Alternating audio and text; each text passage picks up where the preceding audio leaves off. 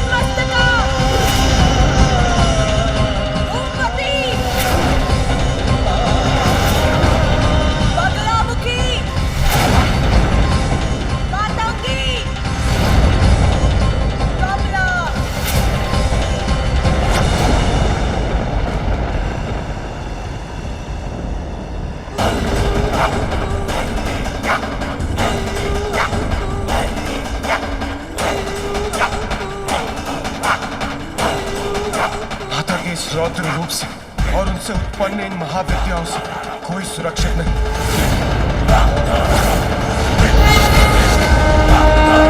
मैं केवल कैलाश ही नहीं, समस्त ब्रह्मांड में जहां जहां भी देव है उनका भी नाश कर दूंगी।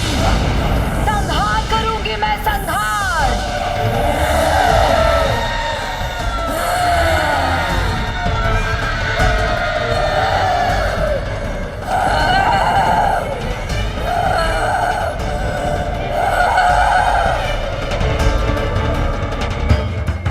योगिनियां भी माता की देह से उत्पन्न होकर हम पर ही वार करने वाली।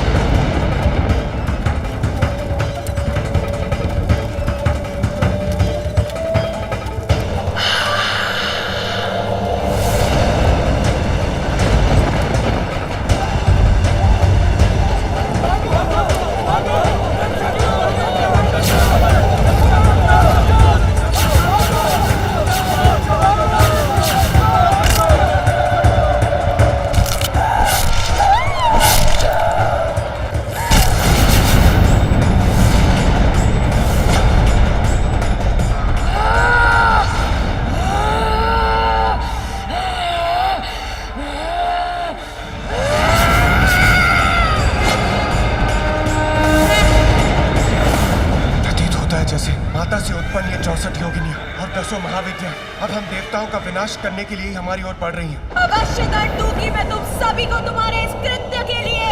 मेरा भीषणकारी क्रोध सभी देवताओं का अस्तित्व मिटा देगा। मेरी क्रोधाग्नि भस्म कर देगी तुम्हें। कोई शेष नहीं रहेगा। सबका संहार करूंगी मैं।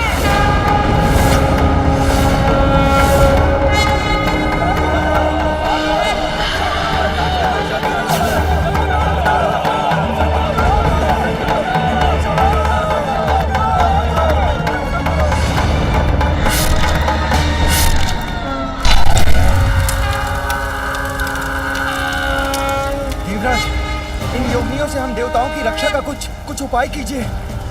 सभी देवताओं को बंधक बना लिया इन 10 महाविद्याओं ने और 64 योगिनियां भी उनका साथ देने के लिए तत्पर है। मुझे ज्ञात नहीं अब कैसा विनाश होगा। पार्वती के समान है आदि शक्ति का रोष। जब तक शांत है तब तक ये अपनी संहारक शक्ति को अपने भीतर समाये रखता है और हाँ जब फटता है तो चारों दिशाओं में संहार करता है। कहाँ जाने का प्रयास कर रहे थे? देवी दुर्गा का स्पष्ट आदेश है, आज कोई भी देवता यहाँ से जीवित नहीं जा सकता।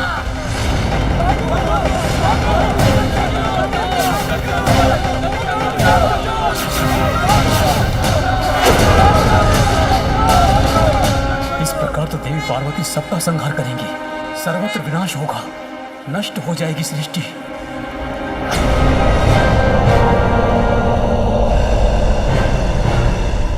अब सभी देवगण फैल जाइए, एक दूसरे से दूर रहिए और अपनी रक्षा के लिए अपने अस्त्रों का प्रयोग कीजिए।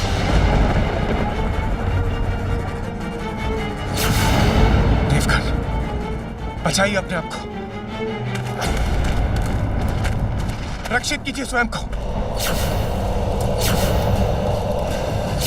योगिनियों ने चारों ओर से घेर लिया है, शीघ्र कुछ करना होगा।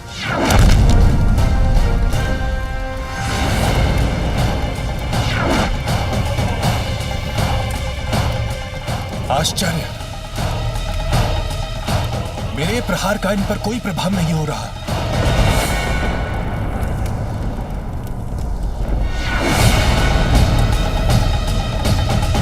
वायुदेव, आज कोई भी अस्त्र शस्त्र अथवा कोई भी तुम्हारी दिव्य शक्तियां महाशक्ति के क्रोध से तुम्हें अब कोई नहीं बचा पाएगा। कोई तुम्हारी रक्षा नहीं कर पाएगा।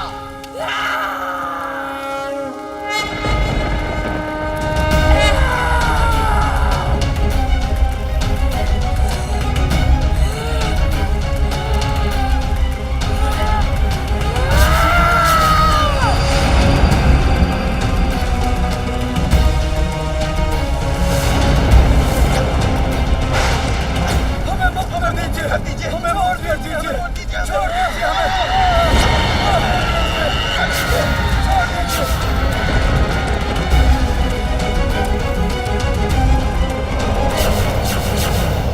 अग्निदेव, कहाँ भागने का प्रयास कर रहे हो? रुको और अपना दंड स्वीकार करो। मुझे पकड़ने की चेष्टा मत कीजिए। मेरी अग्नि सुरक्षा कवच को भेदने का प्रयास किया तो आप भस्म हो जाएंगी।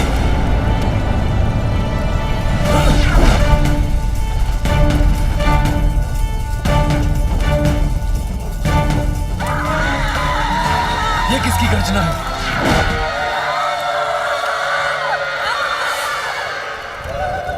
देवी तारा अपने विकराल रूप में। अग्निदेव, उससे अपना बचाव कैसे करेंगे आप?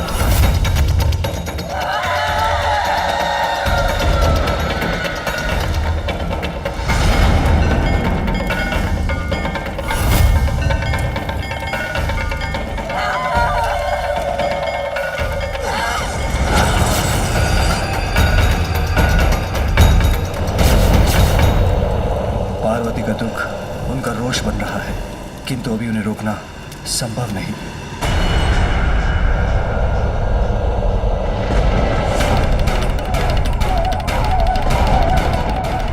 देवी भुवनेश्वरी और देवी कमला अपने हाथों से जिस प्रचंड ऊर्जा को उत्पन्न कर रही है, उससे तो यहाँ उपस्थित कोई देवता नहीं बचेगा।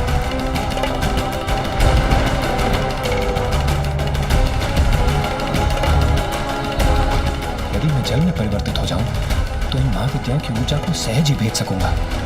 जल रूप में कोई मुझे कैसे भस्म कर सकता है?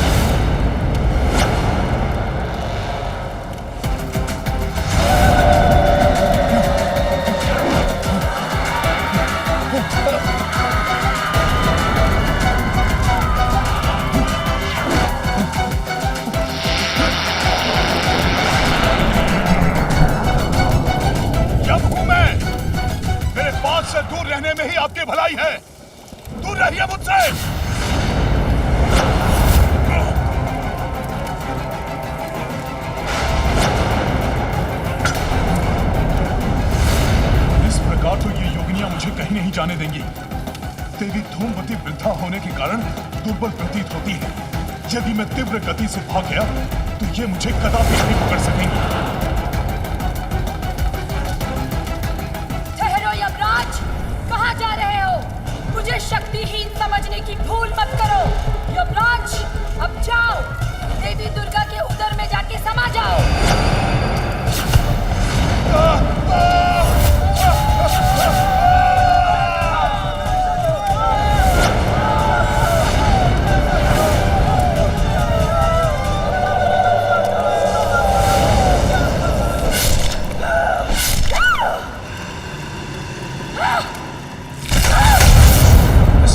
समस्त देवताओं का विनाश हो जाएगा और मैं देवराज होते हुए ये नहीं देख सकता। मुझे कुछ करना होगा।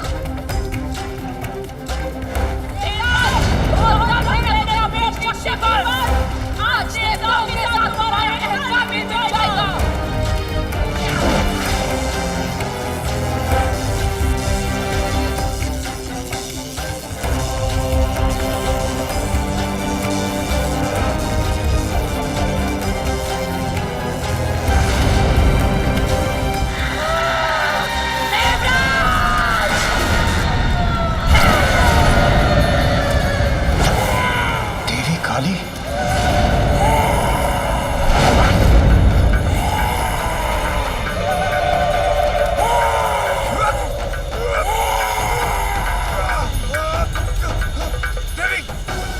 क्षमा देवी, देवी मुझसे बहुत बड़ी भूल हो गई।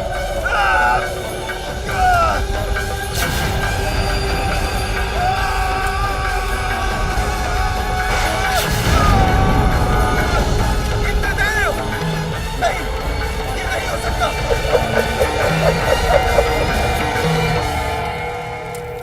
इंद्रदेव की रक्षा तो अति आवश्यक है।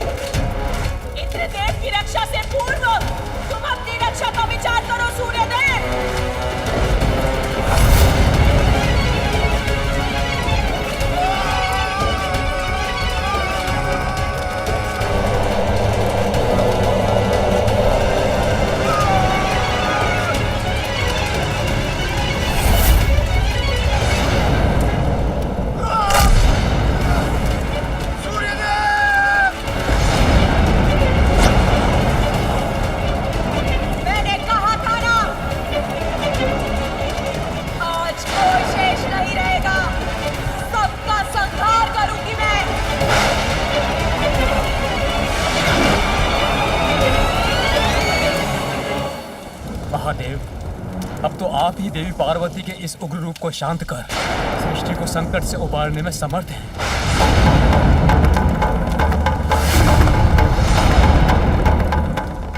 महादेव शीघ्र कुछ कीजिए, अन्यथा देवी पार्वती सर्वत्र प्रलय की स्थिति उत्पन्न कर देंगी। मैं तो प्रतीक्षा ही कर रहा था कि देवी पार्वती के भीतर का रोष बाहर आ जाएगा तो वो स्वतः शांत हो जाएंगी, किंतु उसके विपरीत उनका रोष तो बढ़ता ही जा रहा है।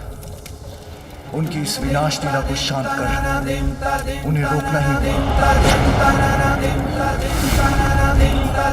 मेरे पुत्र का वध त्रिशूल से किया था ना आपने?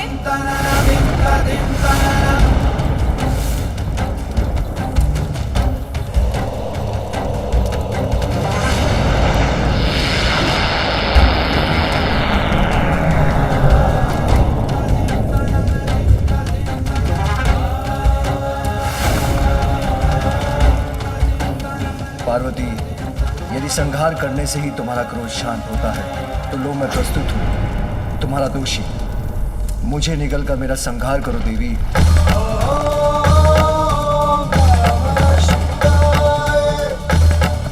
नहीं, ये कैसे कर सकती हूँ मैं?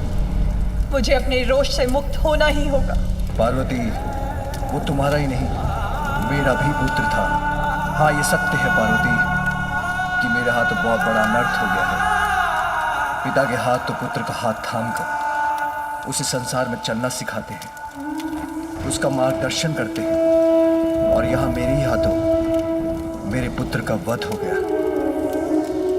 किंतु मैं करता भी क्या, उसने विवश कर दिया था मुझे। उमा, मैंने तो पहचाना उसे, किंतु वास्तविकता तो यह है कि अविद्या के कारण वो मुझे, अपने पिता को नहीं पहचान सका, नहीं जान सका कि 84 लाख योनियों के समस्त जीवों का पिता मैं ही हूं। सबके भीतर और बाहर सर्वत्र विराजमान हूं। अज्ञानतावश कुछ भी समझाने का अवसर नहीं दिया उसने।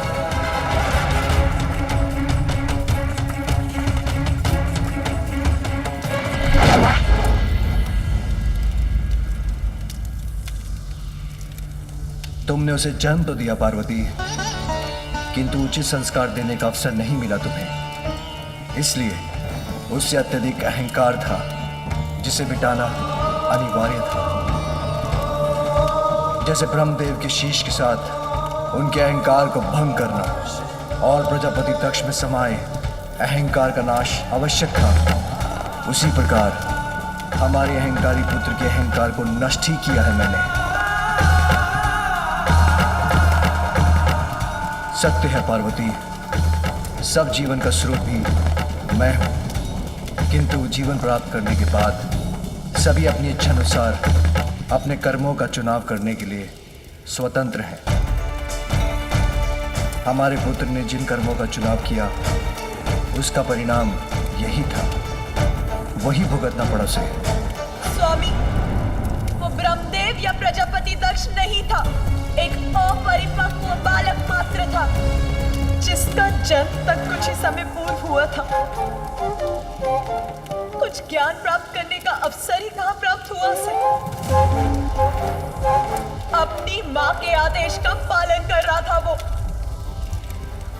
उसके लिए आपने उसका वध कर दिया। ये निर्णय आपका मुझे स्वीकार नहीं है स्वामी। मुझे मेरा पुत्र वापस चाहिए, तभी मैं स्वयं को शांत कर पाऊंगी। यदि आप चाहें तो यह अवश्य संभव होगा, क्योंकि आप ही समस्त जीवन के नियंत्रक हैं। तो हे महादेव, हे देवादिदेव, मुझे मेरा पुत्र लौटा दीजिए, अन्यथा मेरे क्रोध का परिणाम सहने के लिए तैयार हो जाइए।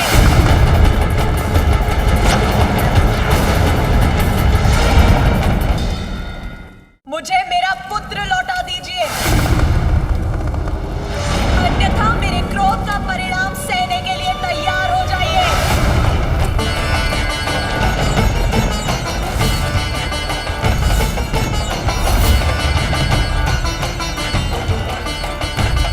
अपने पुत्र से वंचित होकर मैं जीवित नहीं रह सकती। मुझे मेरा पुत्र चाहिए। जीवित करिए मेरे पुत्र को, सर्वत्र व्याप्त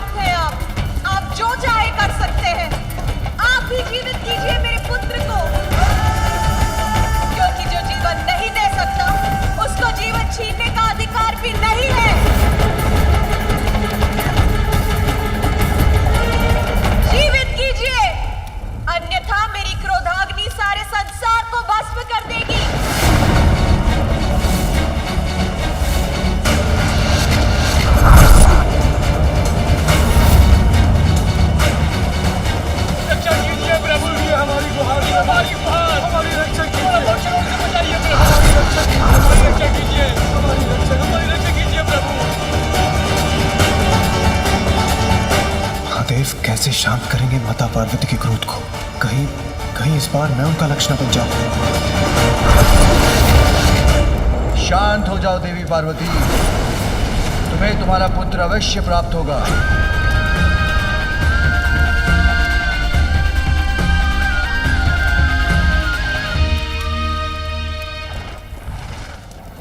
ये क्या कह रहे हैं महादेव?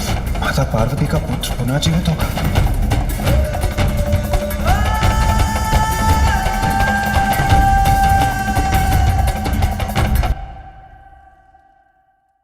शांत हो जाओ देवी पार्वती, तुम्हें तुम्हारा पुत्र अवश्य प्राप्त होगा।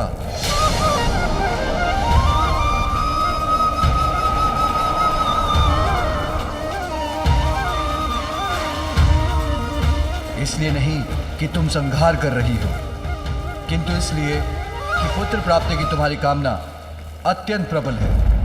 क्योंकि तुमसे पूछे बिना मैंने देवताओं को वरदान दिया था, क्योंकि पुत्र प्राप्ति के लिए तुमने इतना कठोर व्रत कर श्री हरि से सुंदर पुत्र पाने का वरदान प्राप्त किया था। इन सब कारणों से मैं तुम्हें तुम्हारा पुत्र अवश्य दूंगा। ऐसा पुत्र जो असाधारण होगा, दिव्य होगा, सबसे भिन्न और अहंकार रहित होगा। मेरे वचन व्यर्थ नहीं होंगे पार्वती, इसलिए अब शांत हो जाओ महेश्वरी।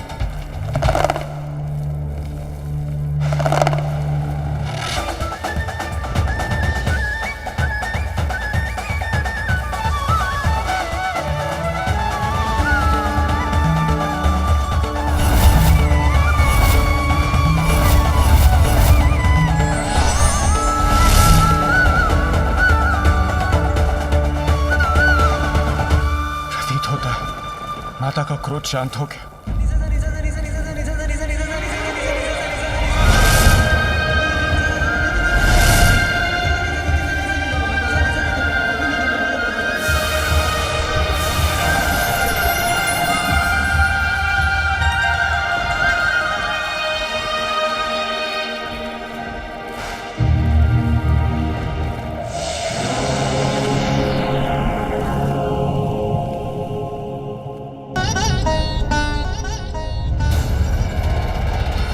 उमा, देवी पार्वती, अपने आप को संभालिए।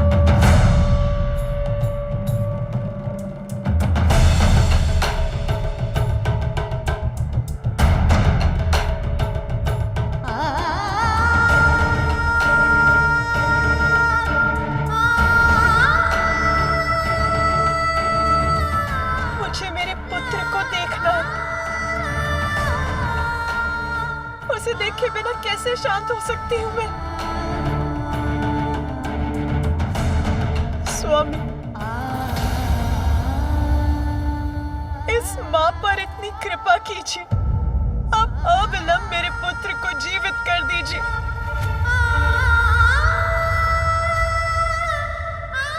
अभी तो मैंने उसका अन्नप्राशन भी नहीं किया। मुझे उस पर अपनी स्नेह वर्षा करनी है, उसे अपने हाथों से खिलाना है, दुलारना है, उस पर अपनी ममता उड़ेलनी है। मैं आपसे विनती करती हूँ प्रभु, आप अपना वचन पूर्ण कीजिए। जीवित कर दीजिए मेरे पुत्र को, जीवित कर दीजिए। देवी, इसमें महादेव का कोई दोष नहीं। ये सब मेरे ही कारण हुआ है।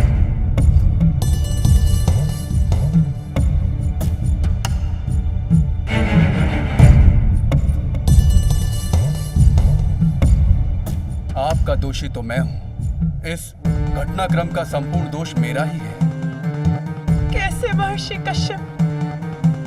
इस सब से आपका क्या संबंध है? संबंध है माता, इसका मेरे श्राप से ही गूढ़ संबंध है। बहुत समय पूर्व महादेव के दो परम भक्त थे, माली और सुमाली,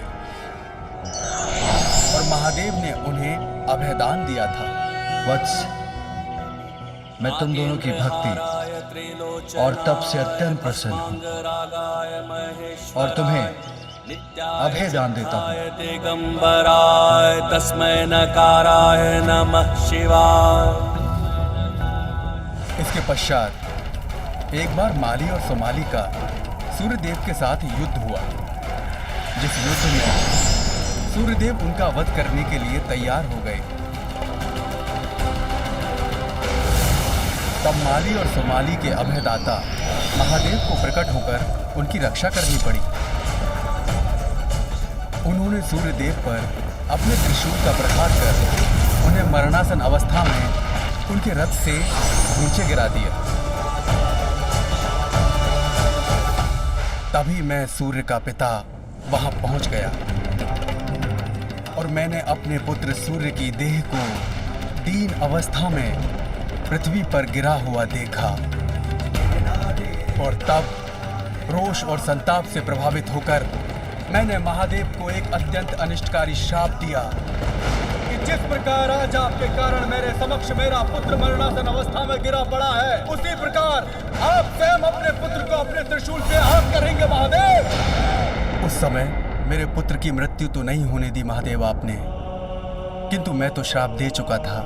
वो स्थिर रहा जिसके कारण ही आज यहाँ ये सब घटा। किंतु हे महादेव, आप तो करुणा सागर हैं, सब जीवन के स्रोत हैं, इसलिए मेरी विनती स्वीकार कर मुझे दोष मुक्त कीजिए। अपने पुत्र को जीवित कर दीजिए महेश्वर। आप चाहें तो ये अवश्य संभव होगा। ऋषिवर, अब वही करने का प्रयास करने जा रहा हूं। अब मुझे आज्ञा दीजिए। प्रणाम महादेव, प्रणाम माता।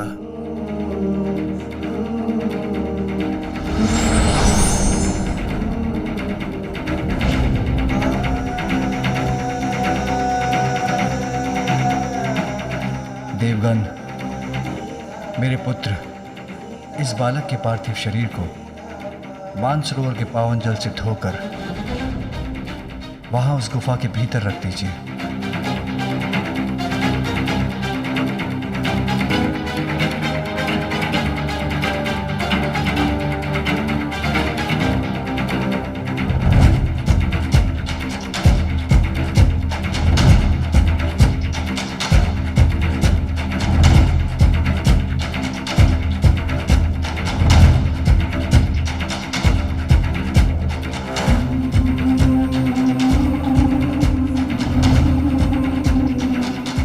विश्वास रखिए देवी, इसी विधि से उसे मैं पुनर्जीवित कर सकूंगा।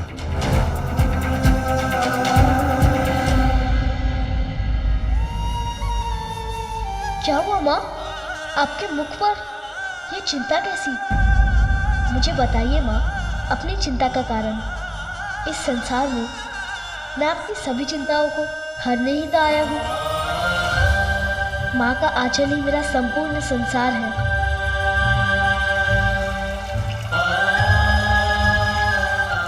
तुम ये क्या कर रहे हो पुत्र? अभी बताता हूँ माँ।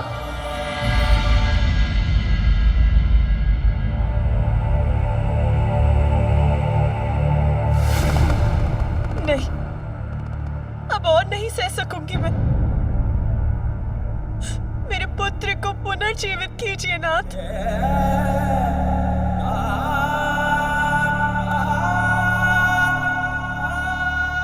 धैर्य रखो उमा। बिना शीश के मैं उसे जीवन नहीं दे सकता। मेरे त्रिशूल के प्रहार से उसका शीश सदा के लिए नष्ट हो चुका है, किंतु उसका भी उपाय है। उसका धड़ किसी और शीश से जोड़ना होगा।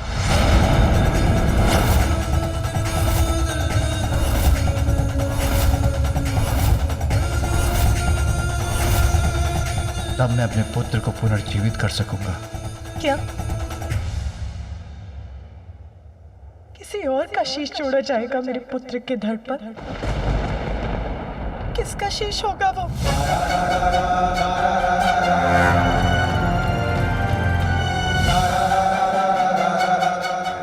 उत्तर दीजिए, किसका शीश दिया जाएगा मेरे पुत्र को?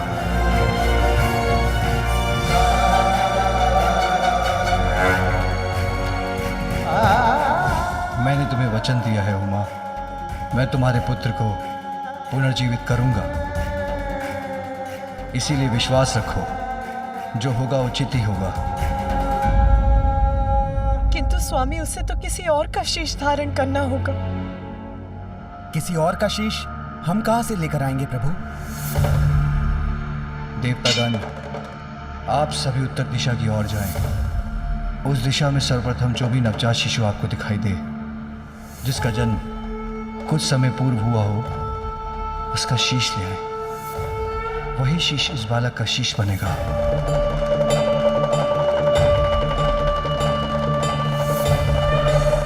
और ये कार्य करते समय 2 बातों का अवश्य ध्यान रखिएगा। उसी नवजात शिशु का शीश लेकर आएं जो दक्षिण दिशा की ओर मुख कर लेटा हो, और ये कार्य दोपहर की अवधि में पूर्ण हो जाना चाहिए।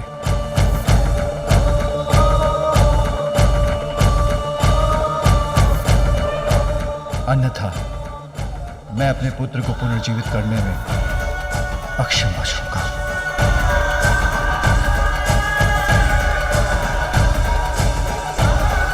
यदि दोपहर के भीतर कोई शीश नहीं मिला तो माता पार्वती का क्रोध पुनः जागृत हो जाएगा। मुझे तो यही चिंता सता रही है, किंतु इसे इनके समक्ष कैसे व्यक्त करूं?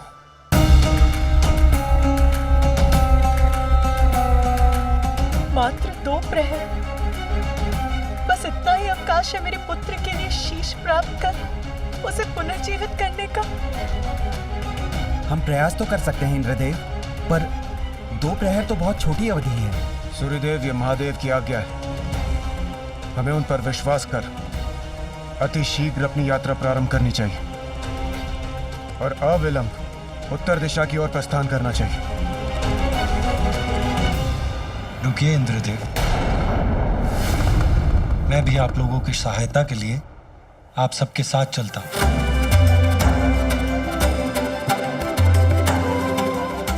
आप निश्चिंत रहिए देवी पार्वती। जिस प्रकार मैंने महादेव को गजासुर के उदर से मुक्त कराने का वचन निभाया था, उसी प्रकार मैं और समस्त देवगण अपने प्रयास से आपको निराश नहीं करेंगे।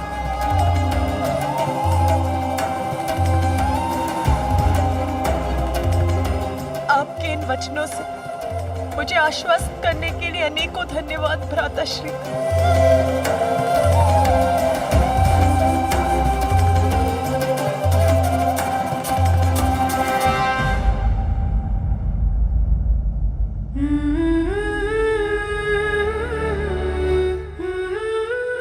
मेरा पुत्र पुनर्जीवित हो जाए, इतनी ही इच्छा है मेरी। मुझ पर विश्वास रखो उमा।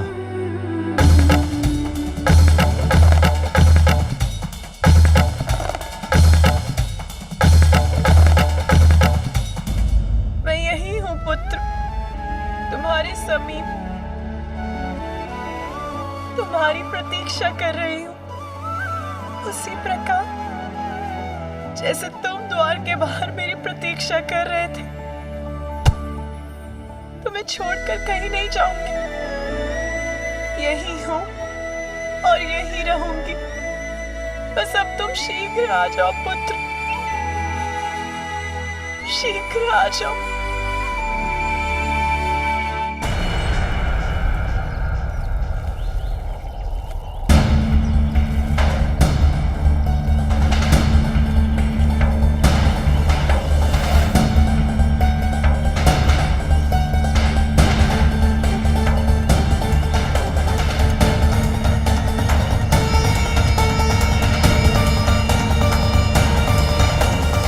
समय अत्यंत तीव्र गति से बीता जा रहा है और हमें अभी तक कोई नवजात शिशु नहीं दिखा।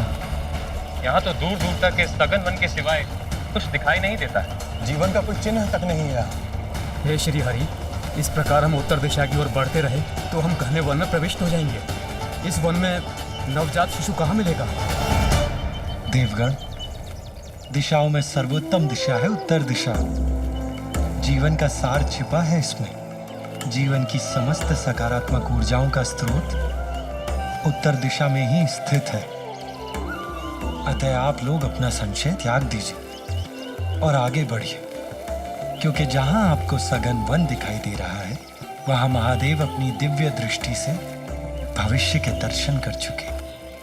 देवी पार्वती और महादेव के जीवन में नवीन अध्याय के आरंभ का स्रोत अवश्य ही हमें इस उत्तर दिशा से प्राप्त होगा। किंतु श्री हरि, हम अपने स्वार्थ के लिए किसी नवजात शिशु के प्राण हर लेंगे, ये कहाँ उचित है? अग्निदेव, महादेव सर्वज्ञ है, उनकी दृष्टि से कुछ नहीं छिपता, सब कुछ ज्ञात है उन्हें। यदि उन्होंने कुछ कहा है तो उसके पीछे अवश्य ही कोई गूढ़ अर्थ छिपा है। इसलिए आप उनकी बात पर विश्वास कीजिए और उनके आदेशानुसार आगे बढ़िए। और वैसे भी जब मैं आपकी सहायता के लिए आपके साथ हूं तो आपको किस बात की चिंता?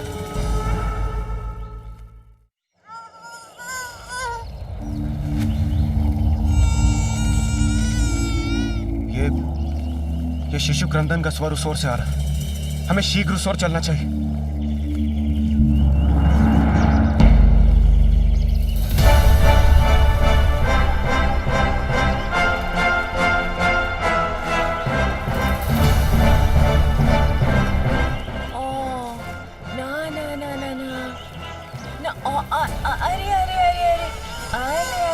बच्चा, अले अले अले अले अले अले अले, शांत हो जा मेरा लाल, रोते नहीं। तुम्हारी माँ है ना तुम्हारे पास, फिर क्यों रोते हो भला?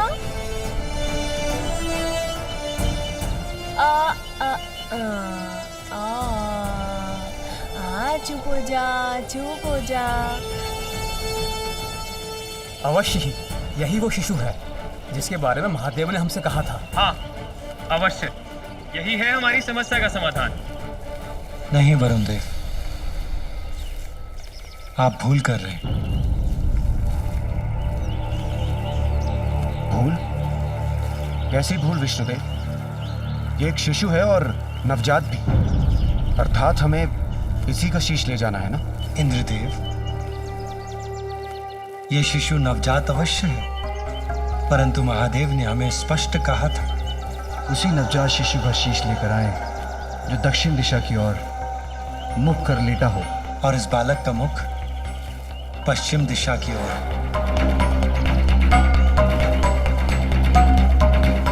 अतः इसका शीश देवी पार्वती के पुत्र के लिए उपयुक्त नहीं है। महादेव ने हमें अवश्य भेजा है, किंतु अपने हृदय में उत्पन्न संशय को मिटा नहीं पा रहा हूं मैं।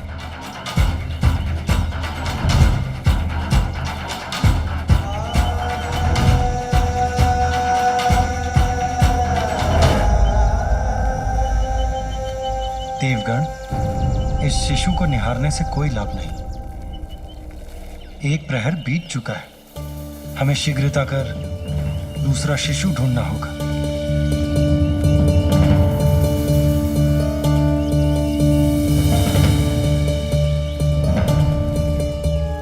आइए देवगण।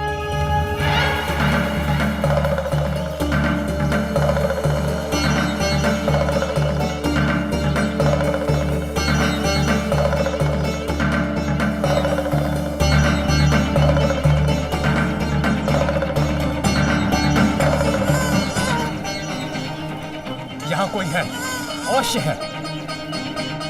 संभव है यही वो शिशु है जिसका शीश हम ढूंढ रहे हैं।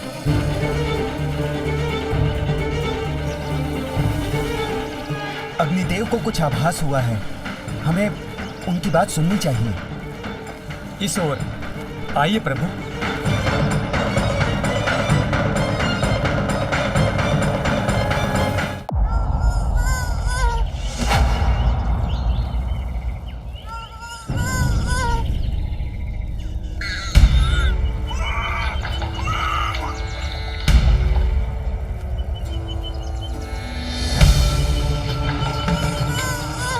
विष्णुदेव, देखिए ये यक्षिणी और उसका शिशु, और कितना सुंदर है। माता पार्वती भी इसे देखकर अत्यंत प्रसन्न होंगी। आप सभी उत्तर दिशा की ओर जाएं। उस दिशा में सर्वप्रथम जो भी नवजात शिशु आपको दिखाई दे, जिसका जन्म कुछ समय पूर्व हुआ हो उसका शीश ले आए।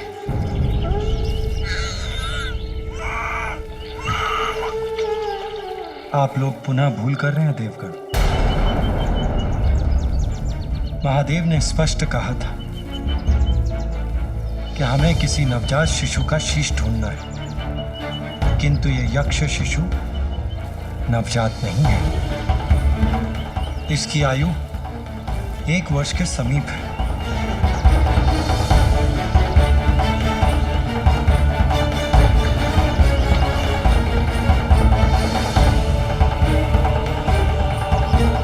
धीरज रखिए देवगण, हमारे पास अभी भी कुछ समय शेष है।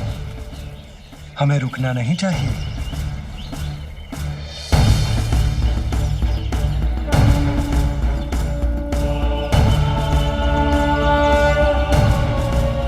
आइए देवगण, आगे बढ़ते हैं।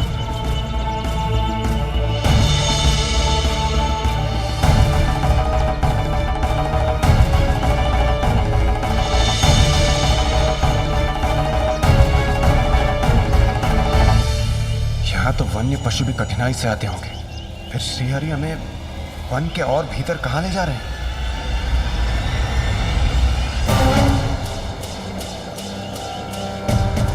प्रभु श्रीहरि के साथ होते हुए भी मन में शंका उत्पन्न हो रही है। क्या हम किसी शिशु का शीश ढूंढ भी सकेंगे? यहाँ कहाँ मिलेगा कोई शिशु हमें?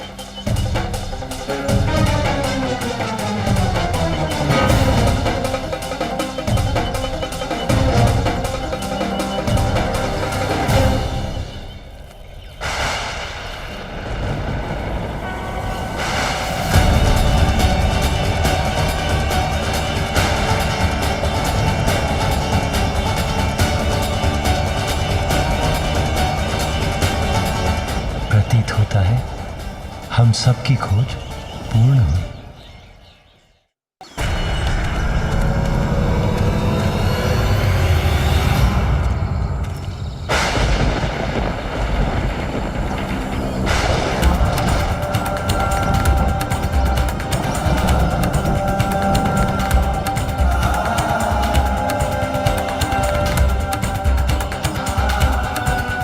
विष्णुदेव, ये गज? मात्र गज नहीं देवराजेंद्र, एक नवजात गज। प्रभु, ये क्या कह रहे हैं आप? इस गज शिशु का शीश ही माता पार्वती के पुत्र का शीश होगा? ये कैसे संभव है प्रभु? स्मरण कीजिए देवगण, महादेव ने ये तो नहीं कहा था कि हमें मानव शिशु का शीश ले जाना ही अनिवार्य है। महादेव के कथन के अनुसार सर्वप्रथम जो भी नवजात शिशु दक्षिण दिशा की ओर मुख करके लेटा अथवा बैठा हो, उस शिशु का शीश लेकर जाना है हमें। और ये गज शिशु नवजात भी है और इसका मुख दक्षिण दिशा की ओर भी।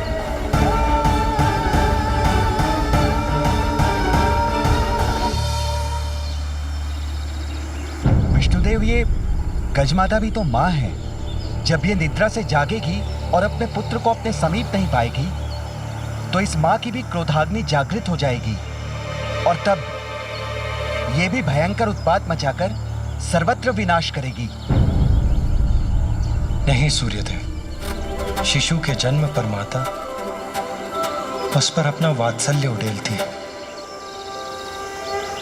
उसे अपने तन से स्नेहपूर्वक लगाकर उसका पोषण करती है। पल भर के लिए भी उसे अपनी आंखों से ओझल नहीं होने देती। किंतु उसके विपरीत ये गज माता अपने पुत्र से दूसरी ओर मुख करके निद्रामग्न, अर्थात उसे अपने शिशु का ध्यान भी नहीं। उसने तन और मन दोनों से शिशु का त्याग कर दिया और ये नवजात शिशु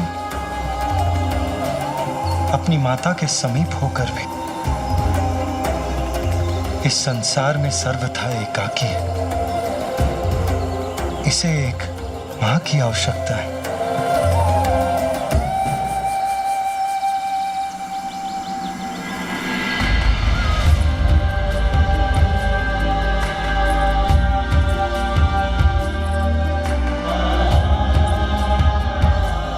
और वहां एक अन्य मां अपने पुत्र के लिए व्याकुल है।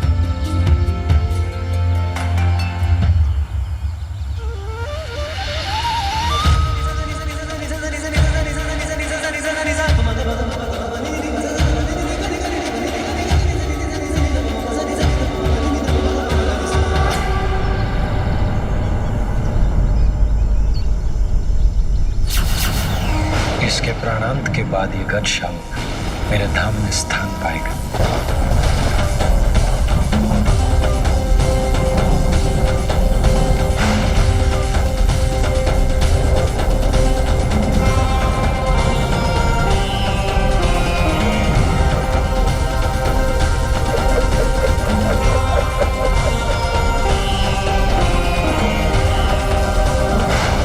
ये पाश किसका है और कौन है जो इस शिशु को बांधने यहां तक पहुंच गया?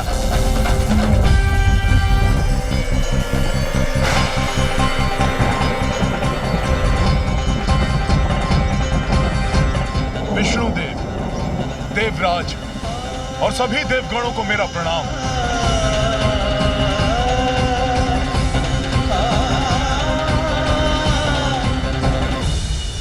प्रणाम यमराज। किंतु आप और यहाँ, आपके यहाँ आने का क्या प्रयोजन है? देवराज, मैं यहां अपना कर्तव्य निभाने, इस गज शिशु को मृत्यु प्रदान करने आया हूं। किंतु यमराज, महादेव ने तो हमें आदेश दिया है कि दक्षिण की ओर जिस नवजात शिशु का मुख हो, उसका शीश हम उनके पास पहुंचा दें, जिसके अनुसार ये गज शिशु उनके लिए सर्वथा उपयुक्त होगा। यही तो महादेव की लीला है। इस गज शिशु को मात्र 1 दिवस की अल्पायु प्राप्त है। यमराज इसे मृत्यु देकर और हम इसका शीश लेने एक साथ यहाँ पहुंचे। अर्थात महादेव की ये इच्छा नहीं है कि हम किसी शिशु की आयु छीनकर उनके पुत्र को शीश प्रदान करें। जब इस गज शिशु की मृत्यु होने ही वाली है, तो हमारे द्वारा इसका शीश ले जाने में कुछ भी अनुचित कहाँ है? इसे ही कहते हैं परमात्मा का न्याय।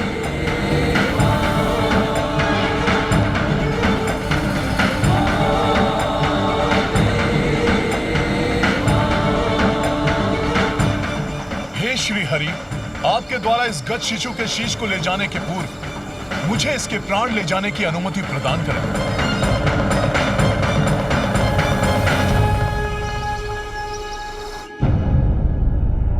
कितना समय बीत गया और मेरा पुत्र अभी भी निष्प्राण है। स्वामी,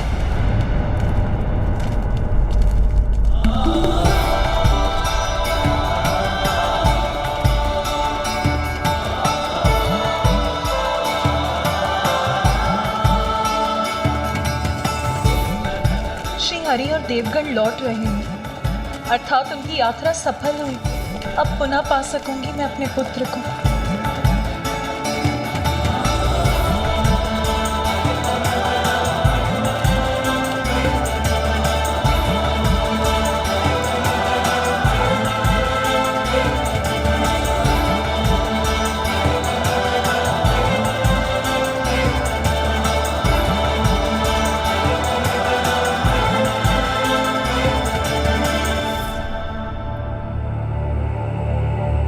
शीश कहाँ है जो श्री हरि और देवगण अपने साथ लाए हैं?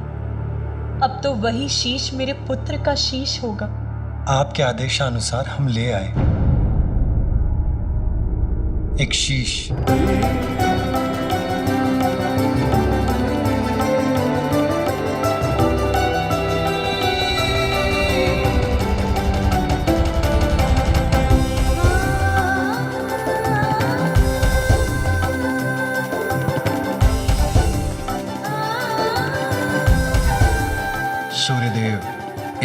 को लेकर उस गुफा के भीतर जाएं, जहां हमारे पुत्र का पार्थिव शरीर स्थित है।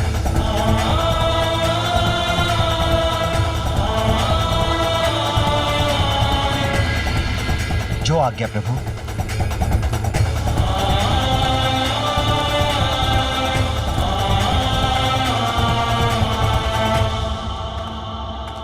प्रभु, मुझे अभी भी एक शंका है।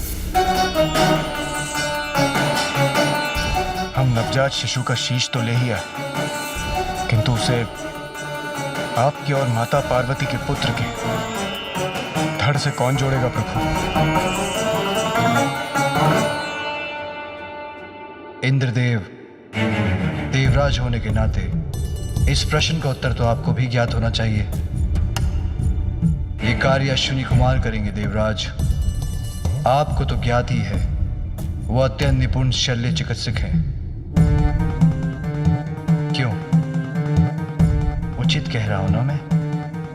जी प्रभु। देवराज इंद्र को तो अवश्य ज्ञात होगा, जब अश्विनी कुमारों ने ऋषि दधंग का शीश उनके धड़ से विलग करके उसे पुनः उनकी देह से जोड़ दिया था। ऋषि दधंग को ब्रह्म विद्या का गूढ़ ज्ञान प्राप्त था कि वो वैदिक विद्या है जिससे देवता देवत्व के चरम तक पहुंच सकते हैं। देवराज इंद्र ने उनसे यही विद्या सीखने का प्रयास किया। मैं देवराज इंद्र हूँ और मैं यहाँ आपसे ब्रह्म विद्या सीखने आया हूँ, इसलिए ये विद्या मुझे सिखाने की कृपा करें। देवराज, ये विद्या तो केवल उन्हें ही सिखाई जा सकती है जो किसी भी अवस्था में इसका कोई दुरुपयोग ना करें। आप देवराज अवश्य हैं, किंतु मुझे यह विश्वास नहीं है कि यह विद्या आपको सिखाना संसार के हित में होगा। ऋषिवर! आपने देवराज इंद्र को यह विद्या सिखाने से मना किया। अगर यह विद्या मुझे प्राप्त नहीं हो सकती तो किसी और को भी नहीं दी जा सकती। ज्ञात रहे, यदि आपने अपने इस मुख से अपनी यह विद्या किसी और को सिखाई तो उसका भीषण परिणाम झेलने के लिए तैयार हो जाइए।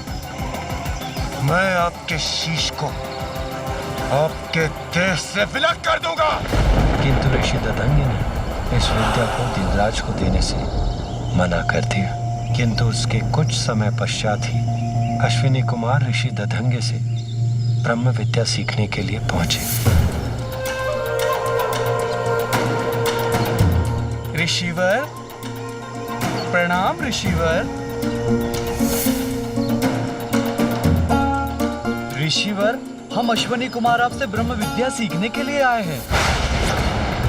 इस विद्या का ज्ञान हमें हमारे कार्य में और कुशल बना देगा। यदि आपने अपने इस मुख से अपनी यह विद्या किसी और को सिखाई तो उसका भीषण परिणाम झेलने के लिए तैयार हो जाइए। मैं आपके शीश को आपके देह से विलग कर दूंगा। देवराज की चेतावनी को मुझे इन्हें संकेत द्वारा ही बताना होगा। आप किसी भी प्रकार की चिंता ना करें। हम शल्य चिकित्सा में इतने निपुण हैं कि शरीर से विलग कोई भी अंग को जोड़ने का सामर्थ्य रखते हैं। इस प्रकार ऋषिवर अपने मुख से अश्विनी कुमारों को ब्रह्म विद्या का ज्ञान नहीं देंगे, और यदि देवराज इंद्र कुपित होकर उनका शीश विलग करते भी हैं तो वो मात्र। किंतु देवराज इंद्र को इसकी सूचना प्राप्त हो गई और वो इससे अत्यंत कुपित हो उठे कि उनकी चेतावनी के बाद भी ऋषि दधंग ने अश्विनी कुमारों को ब्रह्म विद्या सिखाने का साहस किया। ऋषि दधंग!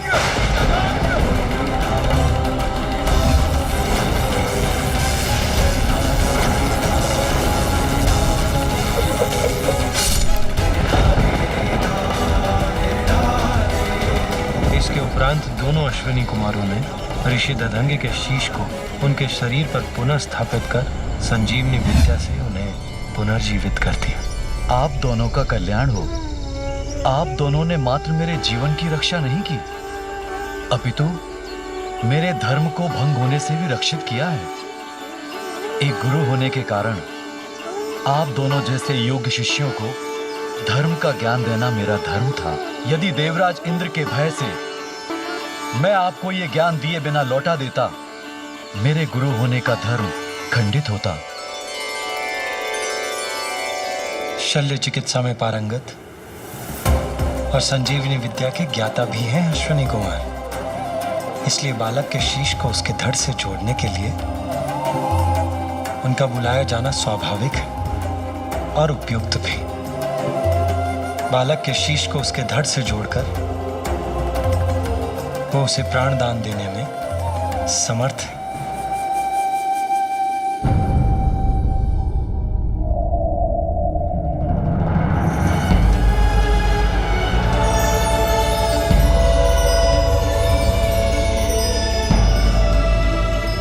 प्रणाम त्रिदेव।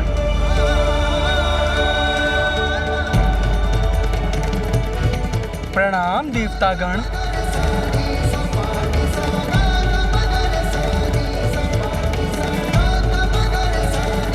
अश्विनी कुमार, मेरे कहने पर विष्णुदेव, इंद्रदेव एवं अन्य देव एक नवजात शिशु का शीश लेकर आए हैं।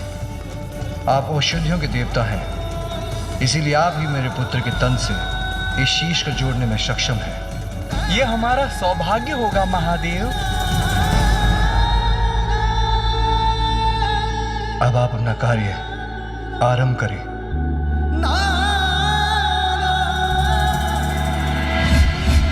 देवगण,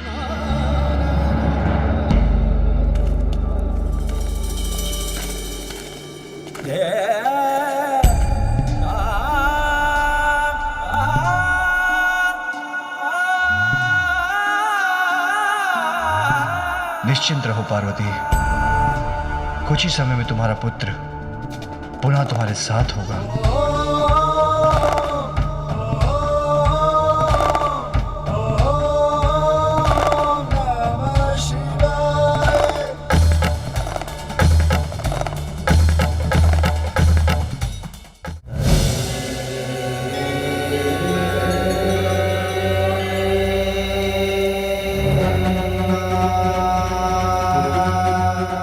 महादेव, हम शीश को तो बालक के शरीर से जोड़ देंगे, किंतु इनकी मृत्यु आपके त्रिशूल के प्रहार से हुई थी, इसलिए हम इन्हें जीवन प्रदान नहीं कर सकेंगे। इन्हें प्राण देकर पुनर्जीवित तो आप ही कर सकते हैं प्रभु।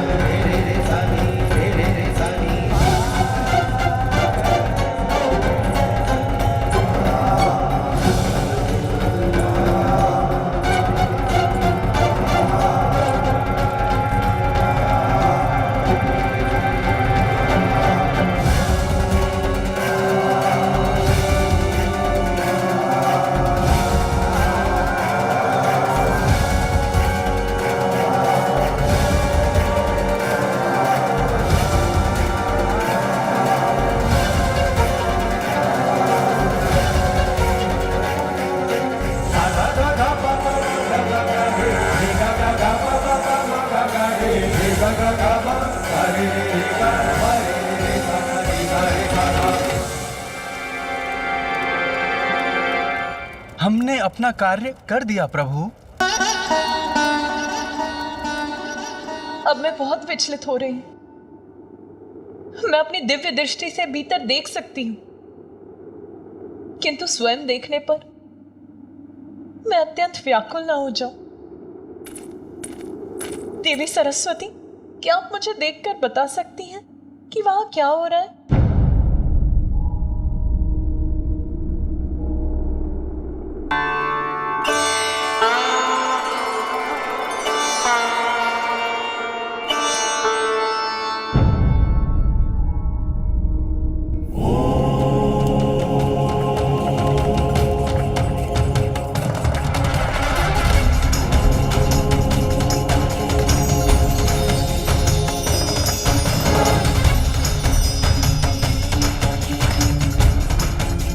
देवी पार्वती, महादेव आपके पुत्र को प्राण दे रहे हैं। उनके पाँव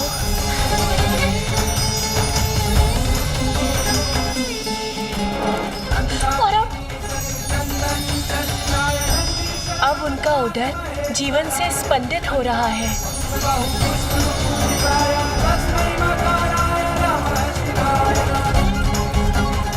और अब क्या हो रहा है वहाँ? अब उनके हाथ और उनकी भुजाएं, उसमें भी जीवन का संचार हो रहा है। और बताइए ना, अब क्या हो रहा है वहाँ? और अब उनकी ग्रीवा क्रियाशील हो रही है।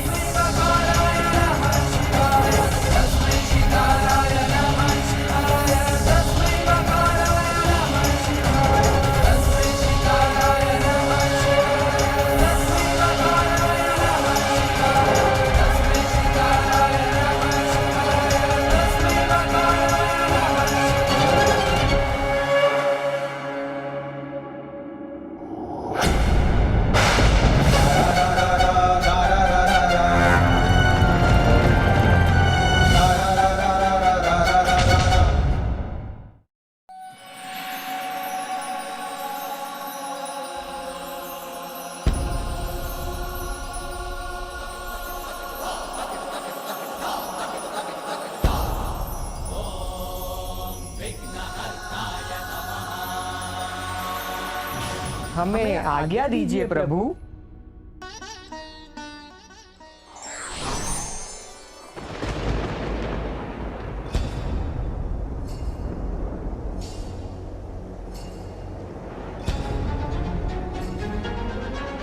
ज्ञात नहीं पार्वती की क्या प्रतिक्रिया होगी जब वो अपने पुत्र को इस नवीन शीश के साथ देखेगी।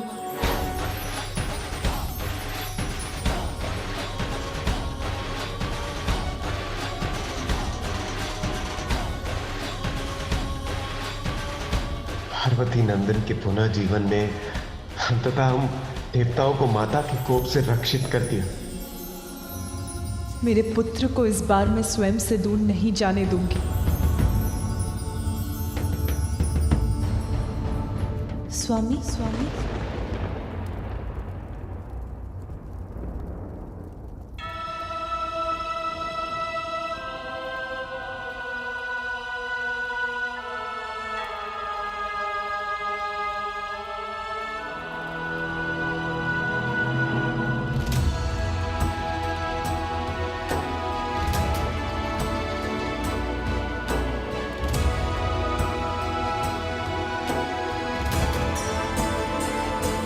आशा करता हूं कि देवी पार्वती की पीड़ा समाप्त हो जाएगी।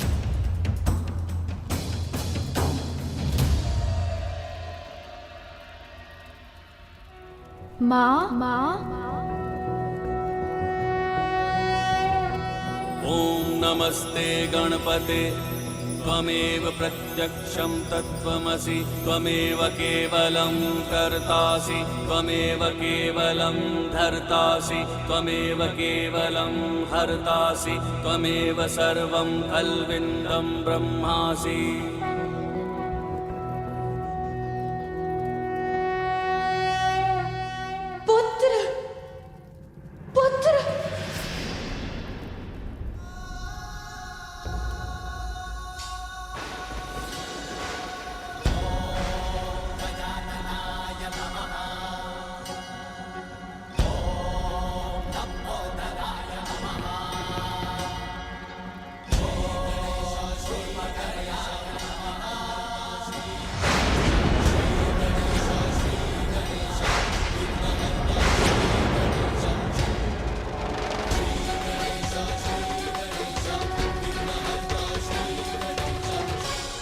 कौन है ये बालक? माँ,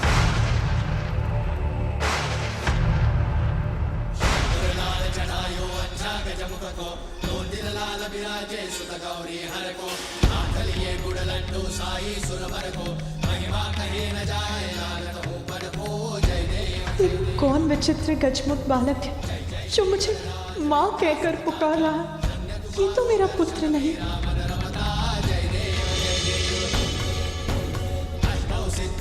संकट को भैरी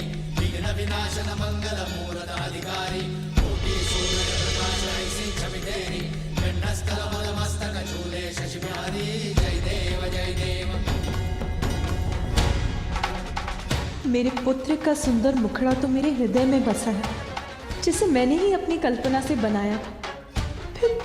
फिर ये बालक कौन है?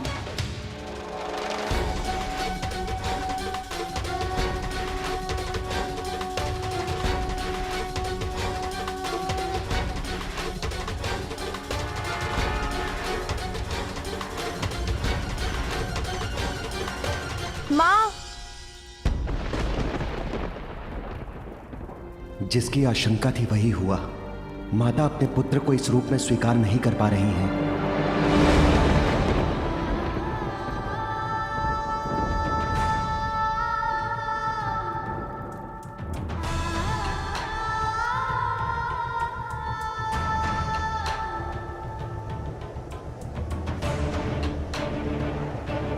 देवी पार्वती इस प्रकार लौट क्यों गई? क्या हो गया है उन्हें?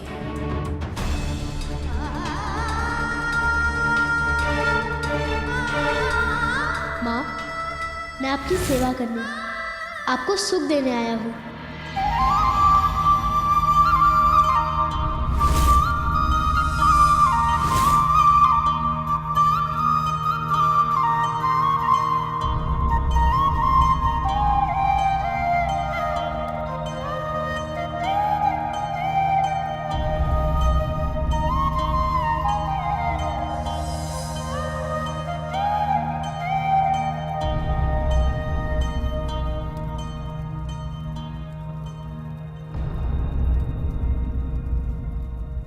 स्वामी,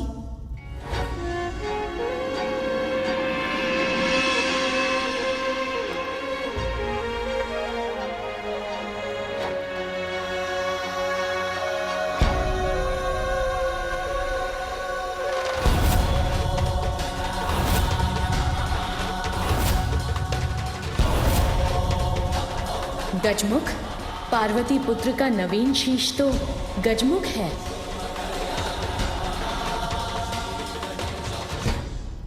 नहीं नहीं, ये अवश्य स्वामी की कोई लीला है।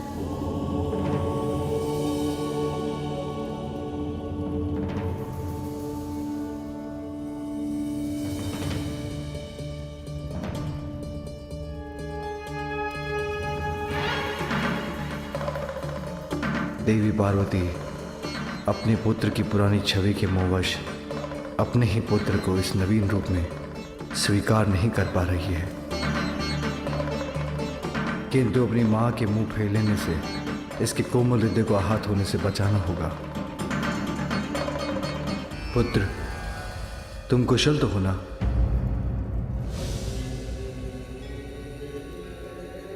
आप? अब तुम्हारी उद्दंडता की अति हो चुकी है। मैंने तो तभी कह दिया था कि मैं किसी भी अवस्था में आपको इस रेखा के आगे नहीं जाने दूंगा। आपको तो मैंने भीतर जाने से रोकने के लिए आपसे युद्ध किया था ना? माँ का आदेश था कोई भीतर नहीं जाना चाहिए और मैंने उन्हें वचन दिया था। मैं स्नान करने जा रही हूँ, स्मरण रहे किसी को भी भीतर मत आने देना। मैं वचन देता हूँ माँ, किसी को भी भीतर आने नहीं दूंगा।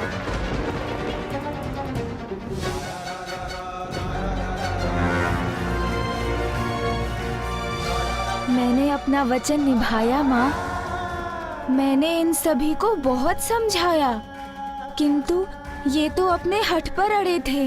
मैंने जो रेखा खींची थी उसे पार कर भीतर जाने के इन्होंने अनेकों प्रयास किए, किंतु मैंने किसी को भी भीतर जाने नहीं दिया।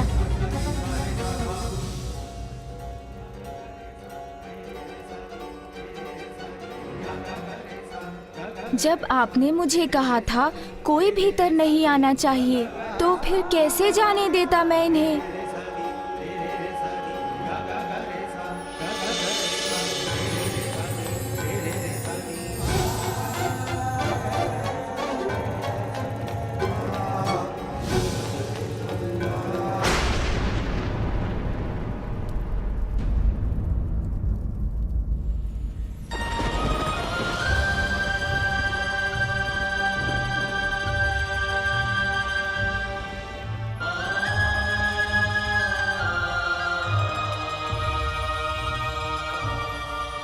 कैसे मान लूं कि यही बालक मेरा वो पुत्र जिसे मैं स्नान के पूर्व बाहर छोड़कर गई थी।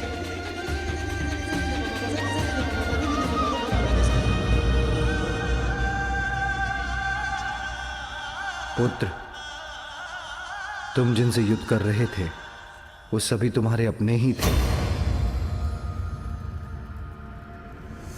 किंतु अहंकारवश तुम किसी को पहचान ही नहीं सके। मुझे देखकर मेरा उपहास कर रहे थे, किंतु तुम मेरा वास्तविक परिचय नहीं पा सके, नहीं देख सके। इस जगत के रोम रोम में व्याप्त हूं मैं। तुम्हारा पिता हूं, तुम्हारा पिता हूं, तुम्हारा पिता हूं, तुम्हारा पिता हूं, तुम्हारा पिता हूं।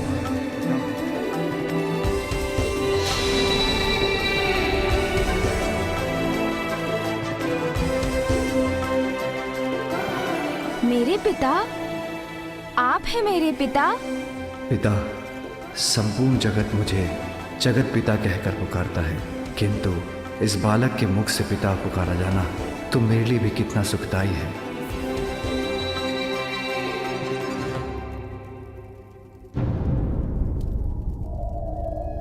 प्रणाम पिताश्री। आयुष्मान भव।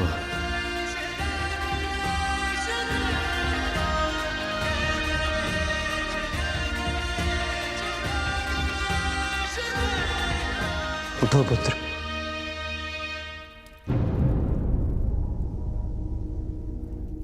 आप ही मेरे पिता हैं कि आपने मुझे तब क्यों नहीं बताया पिताश्री? पुत्र, तुमने मुझे कुछ कहने का अवसर दिया ही कहा। अपनी माँ के प्रति तुम्हारी भक्ति देखकर मैं बहुत प्रसन्न हूँ, किंतु मैं तुम्हारी माँ का बस। तब तो तुमने मुझे अनसुना कर मेरा अपमान किया।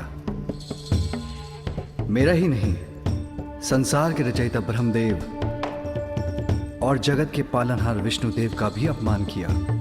हमसे व्यर्थ संघर्ष मत करो। मुझे जो करना है वो मैं करके ही रहूंगा। चले जाइए यहाँ से। संसार के सभी क्रियाकलापों के संरक्षक, धर्म कर्म में सहायक सभी देवताओं का अपमान कर उन पर भी आक्रमण किया तुमने। इंद्रदेव, वायुदेव, अग्निदेव, कुबेर, वरुण देव, सूर्यदेव, यमराज, नागराज वासुकी, इन सभी पर अपनी माता से प्राप्त शक्ति का दुरुपयोग किया तुमने।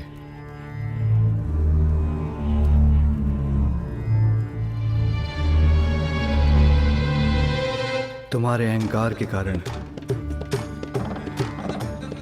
यही कारण था पुत्र कि मैं तुम्हारा शीश तुम्हारे शरीर से विलग करने पर विवश हो गया।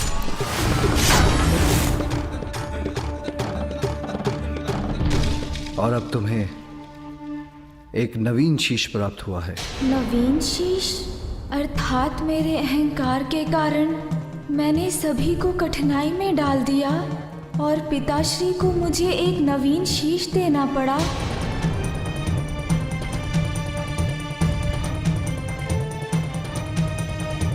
पिताश्री, मुझसे बहुत बड़ी भूल हुई। मुझे ऐसी उद्दंडता नहीं करनी चाहिए थी। उसके लिए मैं आप सभी से क्षमा मांगता हूँ। और पिताश्री, अहंकारवश आपका अपमान करने के लिए आपसे भी क्षमा याचना करता हूँ।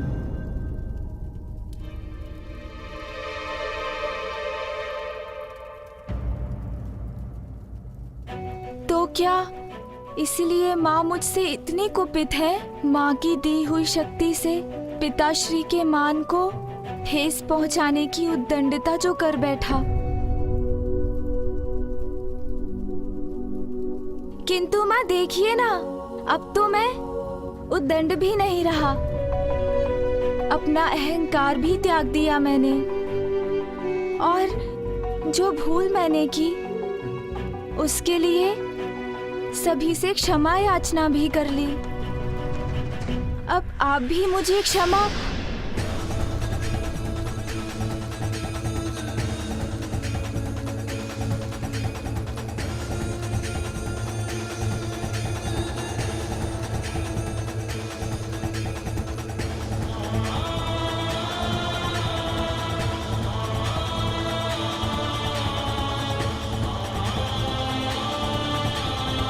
माँ ने मुझसे अपना मुख क्यों फेर लिया?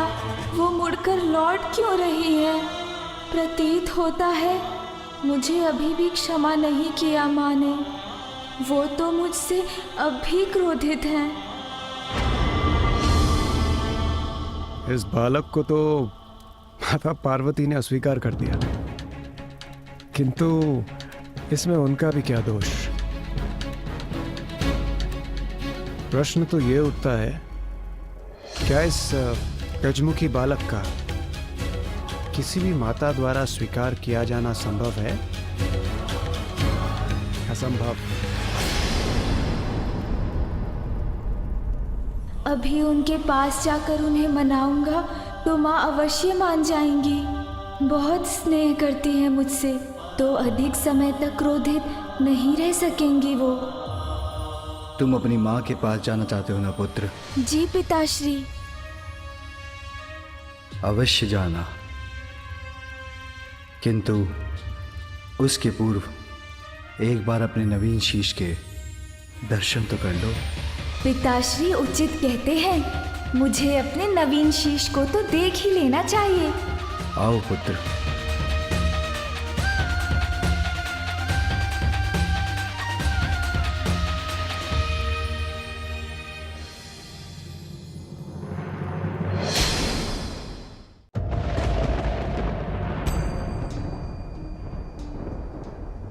इस सरोवर के जल में अपना प्रतिबिंब देख लो। आगे बढ़ो।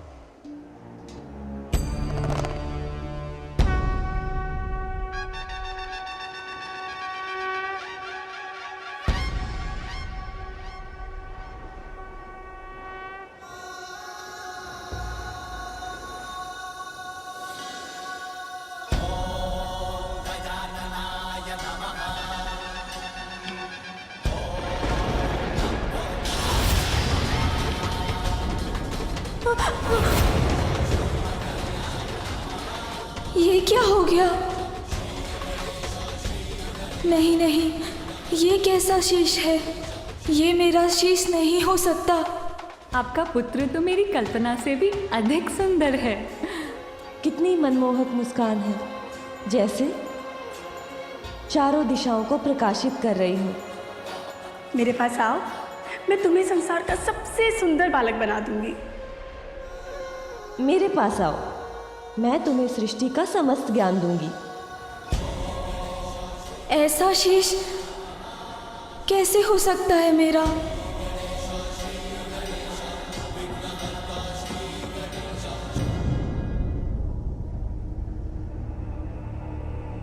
मेरा ये मुख पृष्ठ, मेरे ये बड़े बड़े कान और ये सूंड तो गज धारण करते हैं ना पिताश्री।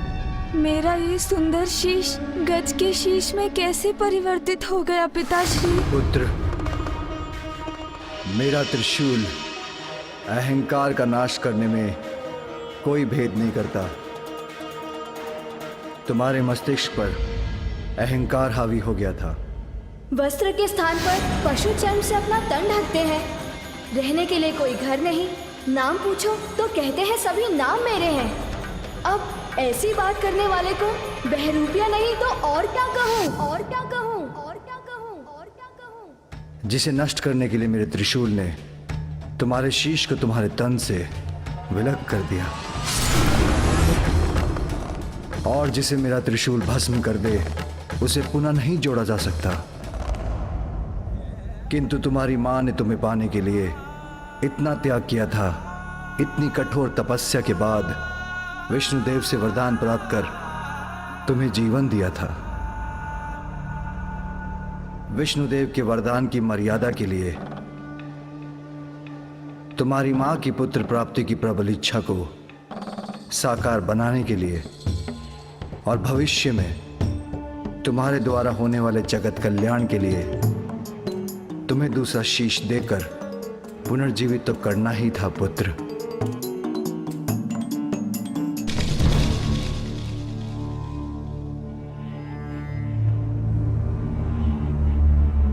किंतु उसके लिए हमें गज शिशु का ही शीश प्राप्त हुआ। अपनी माँ के लिए तो मैं संसार का सबसे सुंदर बालक हूँ। ओह, समझ आया। मेरे इस नवीन रूप के कारण ही मुझसे दूर हो रही है माता। पिताश्री, माँ को तो मेरा वो पिछला रूप ही प्रिय है। अब मैं उनका सुंदर पुत्र नहीं रहा, इसीलिए वो मुझसे बात किए बिना, मेरा अभिवादन भी स्वीकार किए बिना, मुझे देखे बिना, कुछ कहे बिना ही लौट गई। नहीं पुत्र, माता के हृदय में संतान के प्रति आघात स्नेह रहता है पुत्र। तुम्हारी माता भी अपने पुत्र से अपार प्रेम करती है और तुम्हारे शीश में परिवर्तन होने के बाद भी तुम उनके वही पुत्र हो। विश्वास रखो, समय के साथ वो तुमसे पूर्व की अपेक्षा कहीं अधिक स्नेह करेंगी। वो तुम पर अपना संपूर्ण वात्सल्य उड़ेलेगी। अनंत काल तक तुम्हारा ये नवीन मुखी सदा के लिए उनके हृदय में वास करने वाला है पुत्र। और तुम भी अपने शीश के विषय में विचार करोगे तो तुम्हें ज्ञात हो जाएगा कि ये हर प्रकार से तुम्हारे पूर्व के शीश से कहीं उत्तम है।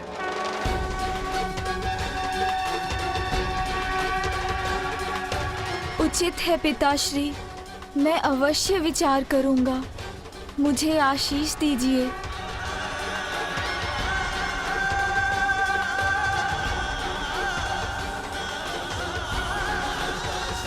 प्रणाम पिताश्री। आयुष्मान भव। पिताश्री, यदि आपकी अनुमति हो तो मैं अब जाकर माँ से मिल लूं? अवश्य। जीवन समर्पित है तुझको माता, सांस सांस अर्पित है। अब मुझे अपनी माता को मनाना ही होगा।